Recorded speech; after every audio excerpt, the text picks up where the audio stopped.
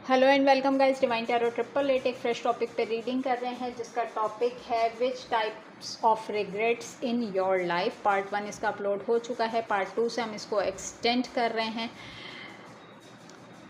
Personal reading के लिए number description box में मौजूद है, टिकटॉक के बायो में मौजूद है। पर्सनल रीडिंग कभी भी फ्री ऑफ कॉस्ट नहीं होती है। यूट्यूब पे डिवाइन टैरो 888 को सब्सक्राइब करें ताकि मेरी आने वाली तमाम वीडियोस आपको टाइम से मिल सकें। पार्ट 1 इसका अपलोड हो चुका है, पार्ट 2 से हम इसको एक्सटेंड कर रहे हैं। टॉपिक है हमारा विच types of regrets in your life. अच्छा जी, पार्ट 1 में तो हमने देखा टोटल आपकी लव लाइफ निकल कर आई है, इसीलिए मैंने ये डेक कसदन उठाया है कि मैं इसमें आपकी सोशल लाइफ भी चेक कर सकूं। Please divine, please universe, please give me right predictions for my viewers. Which types of regrets in your life. Number 33 concern, number 1 mail,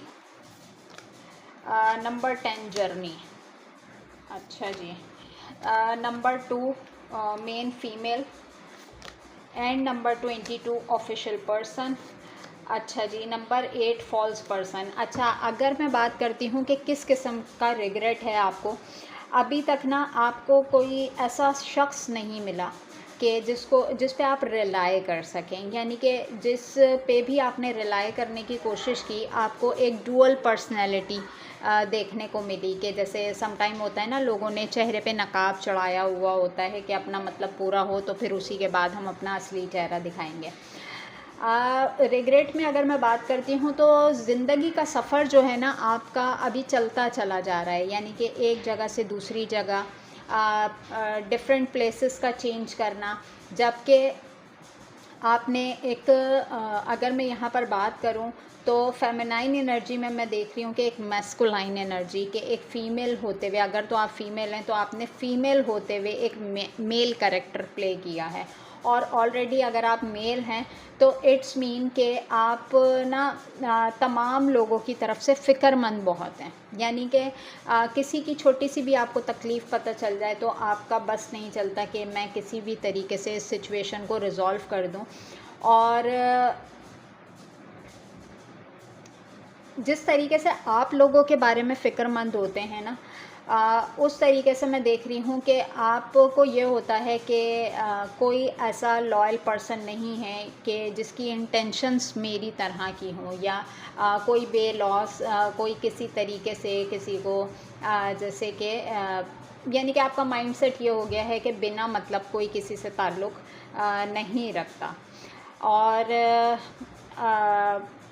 जबकि आप जानते हैं ये जिन लोगों से भी रेजोनेट कर रही है, ऐसी बात नहीं है कि आप उन लोगों की शख्सियत के बारे में नहीं जानते, आप उनकी इंटेंशंस के बारे में नहीं जानते, लेकिन चाहते ना चाहते हुए भी आप बार बार अपनी साइड से तमाम चीज़ें प्रोवाइड करने की तरफ जाते हैं और बार बार आप एक रिग्रेट पोजीशन के अंदर आ जाते हैं।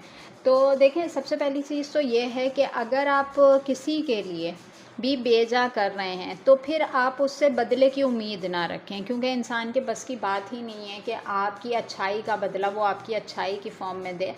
और ये चीज़ तो साबित है कि अगर आपको अपनी अच्छाई का बदला बुराई की फॉर्म में मिले तो इस चीज़ का यकीन कर लें कि आपकी वो नेकी कहीं ना कहीं ऊपर जाके बहुत अच्छे अल्फाज में नोट डाउन की जा चुकी है। इंसान की कोई औकात नहीं है कि आपकी किसी नेकी का, आपके किसी एहसान का बदला वो आपको दे सके। आपको वो तकलीफ़ ज़रूर पहुंचा सकता है अपने हर अमल से, अपनी हर बात से, अपनी ज़बान से, लेकिन आप जब उससे एक्सपेक्ट करते हैं ना कि जो मैंने इसके साथ किया है जो मैंने इसके साथ किया है यही मेरी तरफ रिटर्न आए, तो ऐसा नहीं होता। क्योंकि कुछ नेकियों का सिला आपको बहुत अच्छी फॉर्म में डिवाइन ने देना होता है, तो आप उसी बंदे से एक्सपेक्ट नहीं करें। बेशक आपके सिबलिंग्स में से है, ब्रदर है, सिस्टर है, किसी के साथ आपने अच्छा किया है, या आपने अपनी लव लाइफ में अच्छा किया है, तो आप इस चीज़ पे रिग्रेट नहीं कर सकते। लेकिन ये है कि आपकी जो सिचुएशन में देख रही हूँ ना, ज़िंदगी आपकी कंटिन्यूसली ट्रैवल में गुजर रही है।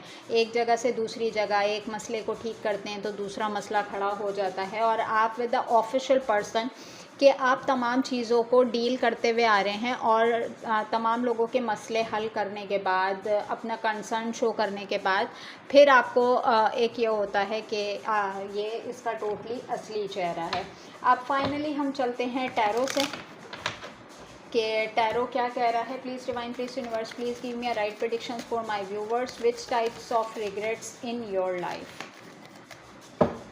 अच्छा जी, death and rebirth, reunion reunion reunion हर डेक से आ रहा है। क्या बात है भाई। हाई प्रीस्टिस,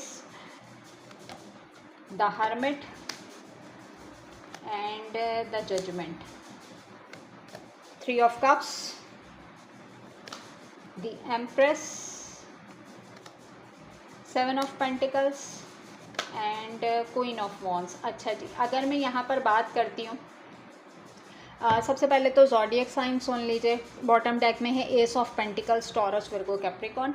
अच्छा, अगर हम यहाँ पे ज़ोडिएक साइन की बात करते हैं तो ज़ोडिएक साइन में जो हमारे पास मौजूद है वो है cancer, Scorpio, Pisces, Virgo, Libra, three of cups, cancer, Scorpio, Pisces, taurus, Virgo, Capricorn, Aries, Leo, Sagittarius और कैप्रिकॉनियंस एनर्जी। अच्छा, सबसे पहली चीज़ तो देख लें, फर्स्ट अटैम्प्ट में ही मेरे पास 4 मेजर आर्कानाज हैं, यानी कि आपकी लाइफ कोई हल्की फुल्की तो नहीं रही है, ठीक है। लेकिन यह है कि अब आप ना तन्हाई पसंद हो गए हैं, आप अपने साथ अच्छा वक्त गुजारते हैं और आपने जो कुछ भी है ना डिवाइन के सपोर्ट कर दिया, यानी कि आपने हर चीज़ को देख के आपको जो रास्ता मिला कि दिल से निकली हुई दुआ और दिल से निकली हुई आह किसी ना किसी टाइम पे ज़रूर पूरी होती है।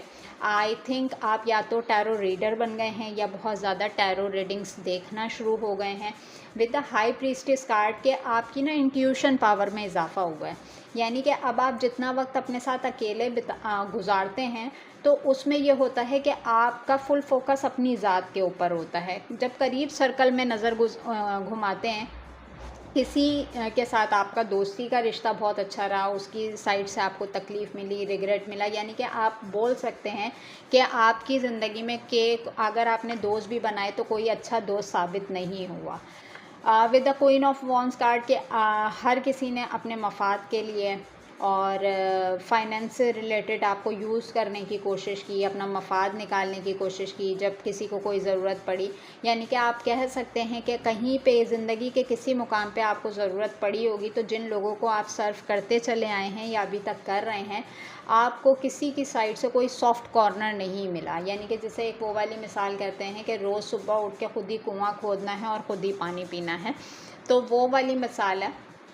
लेकिन इन तमाम सिचुएशन के बाद भी मैं यहाँ पे देख रही हूँ कि क्वीन ऑफ वॉन्ड्स का कार्ड है कि अब आप ना किसी के इशारों पे नहीं चलना चाह रहे।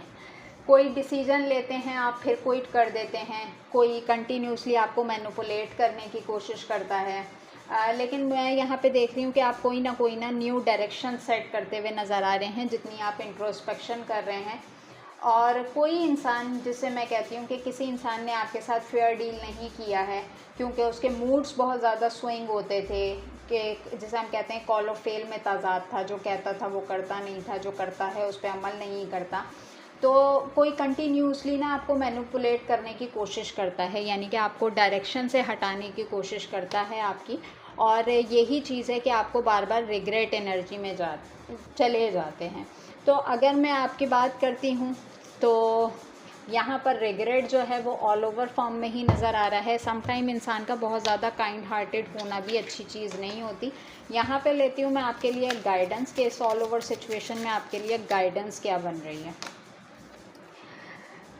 Mirror, in order to change my life outside I need to change inside. Once I am open this change my exister reality will being to mirror those new shifts. देखें, आपको चाहिए कि जिन लोगों पे आप इन्वेस्ट कर चुके हैं वहाँ पे और टाइम देने की ज़रूरत नहीं है। आपने रिफ़्लेक्शन देख लिया है, शीशे का जो एक रिफ़्लेक्शन होता है, जब अभी तक उन लोगों में चेंज नहीं आया है तो आगे भी उनकी ज़िंदगियों में कोई चेंज नहीं आएगा। यानी कि जो कौम अपनी हालत नहीं बदलना चाहती तो उसके हालात अल्लाह ताला वैसे भी नहीं बदलते हैं। तो आपसे कहा जा रहा है कि जब आप तमाम चीज़ें, तमाम सच्चाई जान चुके हैं तो अपनी एनर्जी को पुरानी यादों में, रिग्रेट फॉर्म में आप मज़ीद इन्वेस्ट नहीं करें।